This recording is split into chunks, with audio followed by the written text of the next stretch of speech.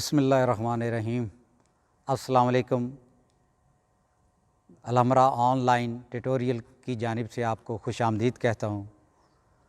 तो online class में हमने आपको थिएटर की हिस्ट्री के बारे में और ड्रामे के बारे में बताया। आज हम वही जो आपको बताया था कि मूवमेंट के हवाले से कि क्रॉस की किस्में हमने बताई थी, 3 होती हैं, जैसे डायरेक्ट क्रॉस, कर्व्ड क्रॉस और डबल कर्व क्रॉस।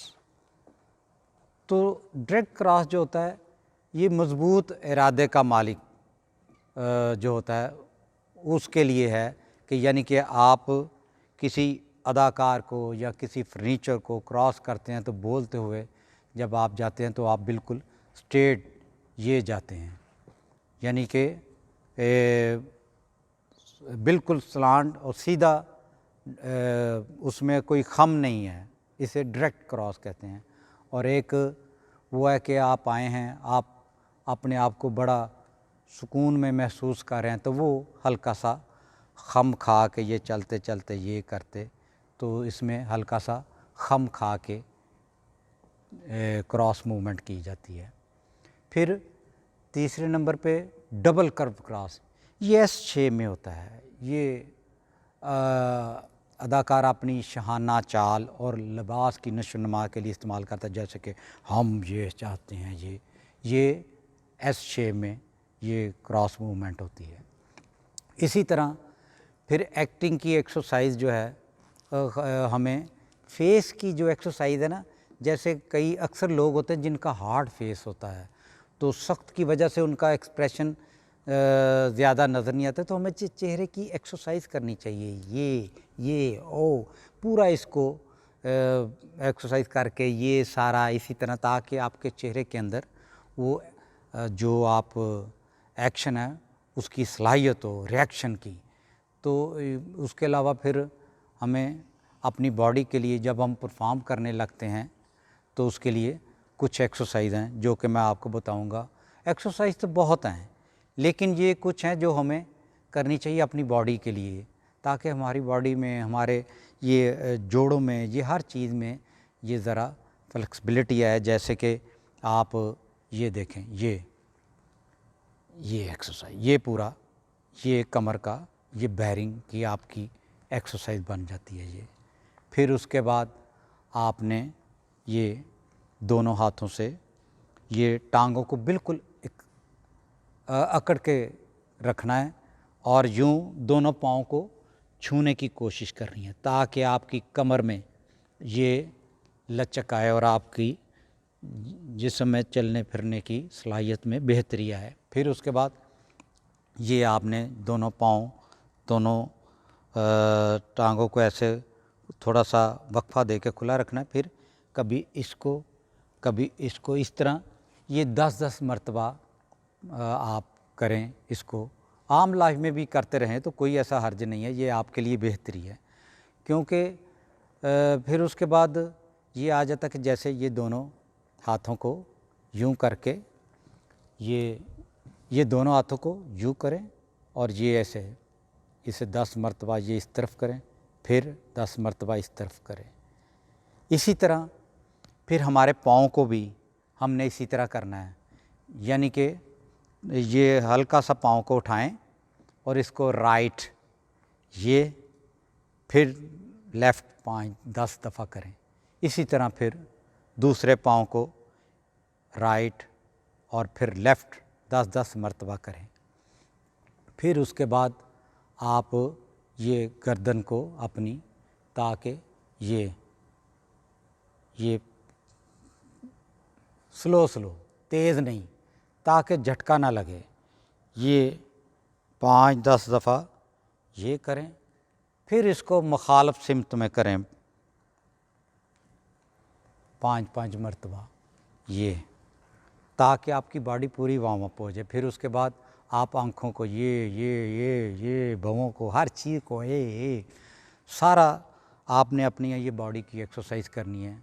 एक्सरसाइज ये है कि आप हवा को सक करें और अपने फेफड़ों में भरें, फिर आस्ता आस्ता उसको नाक के ज़रिए छोड़ें। जैसे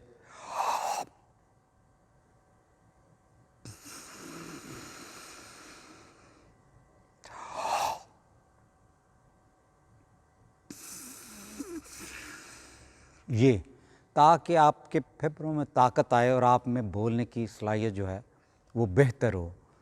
फिर वॉइस पे भी हम चाह रहे थे कि कुछ बात हो हमारे अंदर, ये जैसे फेफड़े होते हैं और उनके साथ ये संगली जिसे हम विंड पाइप कहते हैं, ये हमारे विंड पाइप जो हैं ये हमारे वोकल कॉर्ड्स हैं जिससे हम बोलते हैं। जैसे कि आप बोलते हैं आ, सा, तो ये अंदर से हम फेफड़ों से हवा के ज़रिए इसको निकालते हैं, फिर हमारा जो वोकल कॉर्ड जो इसमें हमारा वो साउंड बनता है।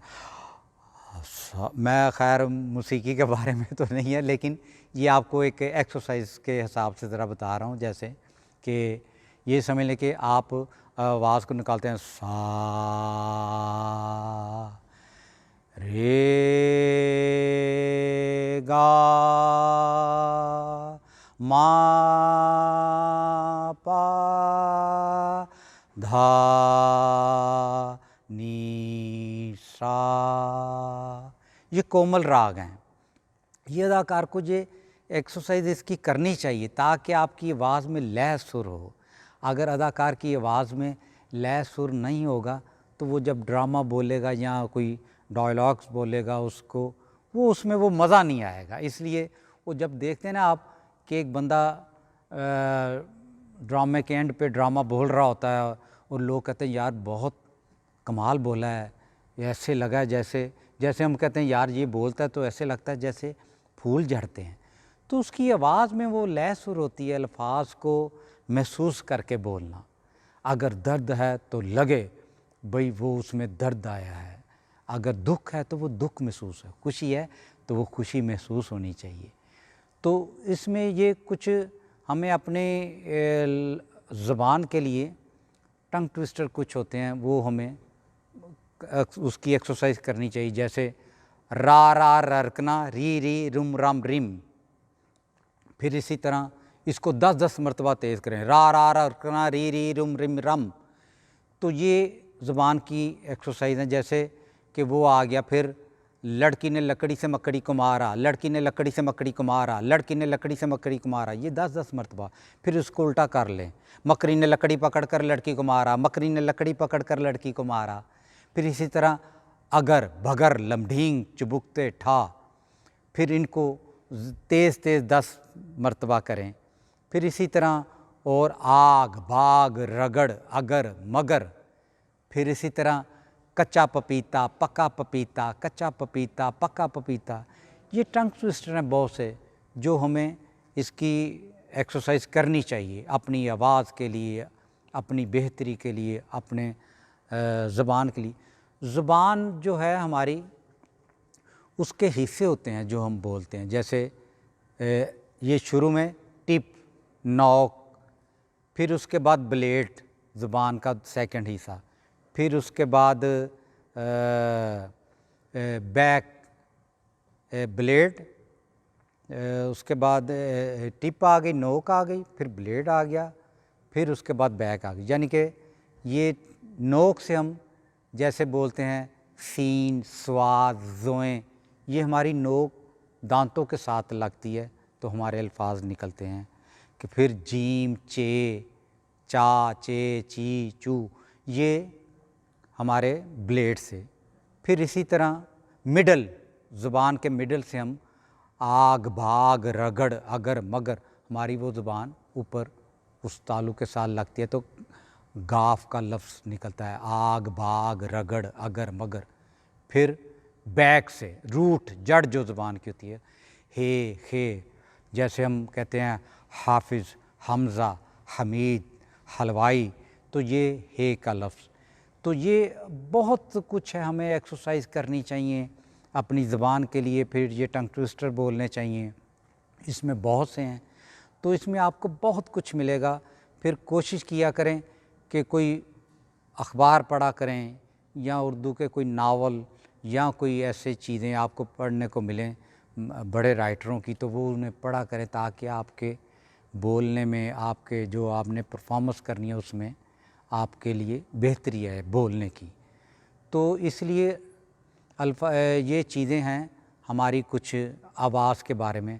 ये बहुत कुछ है, प्रैक्टिकली लाइफ में भी हम आपको इंशाल्लाह ताला बताएंगे, और इसमें और भी बहुत सी चीज़ें हैं, तो इंशाल्लाह ताला नेक्स्ट में बताते जाएंगे। वक्त हमारे पास कम है, तो इसलिए हमें इजाज़त दीजिए, तो फिर मुलाकात होगी। अपना ख्याल रखिएगा।